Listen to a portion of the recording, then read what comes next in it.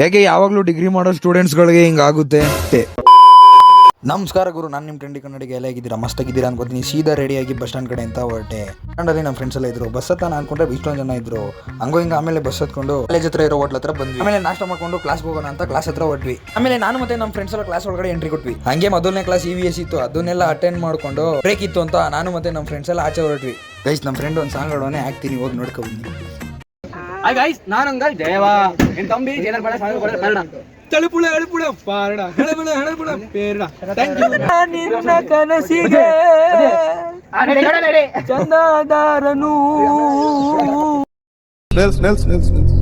ನಾನು ಮತ್ತೆ ನಮ್ಮ ಫ್ರೆಂಡ್ಸ್ ಜಿಮ್ಗೆ ಅಂತ ಹೊರಟ್ವಿ. ಮಾತ್ರ ಹೋಯ್ತಾ ಇದ್ದಂಗೆ ನಮ್ಮ ಹುಡುಗ ಹೆಂಗ್ ನೆನ್ಕೊ ಬರ್ತಾವ ನೋಡ್ರಿ. ಮಚ್ಚ, ನಂಗೆ ಡೌಟ್ ಮಚ್ಚಿ ಏನಂದ್ರೆ ಈ ಡಿಗ್ರಿ ಓದ್ತಾರವ್ರಲ್ಲಿ ನಿಜ ಎಂಜಾಯ್ ಮಾಡ್ತಾರ ಇಲ್ವಾ ಗೊತ್ತಿಲ್ಲ. ಏನಕ್ಕೆ ಅಂದ್ರೆ ನೆನ್ನೆ ಮೊನ್ನೆ ತಾನೇ ಸೆಕೆಂಡ್ ಸೆಮ್ ಸ್ಟಾರ್ಟ್ ಆದಂಗೆ ಐತೆ. ಆಗ ಇಂಟರ್ನಲ್ಸ್ ಆಗೋಯ್ತು, ಎಕ್ಸಾಮ್ ಹತ್ರ ಬಂದ್ಬಿಡ್ತು. ಏನ್ ಮಚ್ಚಿ ನಿಜ ಎಂಜಾಯ್ ಮಾಡ್ತಾರ ಎಲ್ಲೋ ಗೊತ್ತೇ ಆಯ್ತಿಲ್ಲ ಅದನ್ನ.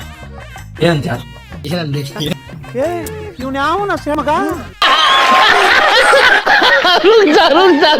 ಆಮೇಲೆ ಜಿಮ್ಗೆ ಬಂದು ವರ್ಕೌಟ್ ಎಲ್ಲ ಮುಗಿಸ್ಕೊಂಡು ಬಿಡದಿಗೆ ಬಂದು ಮನೆ ಕಡೆ ಅಂತ ಹೊರಟೆ.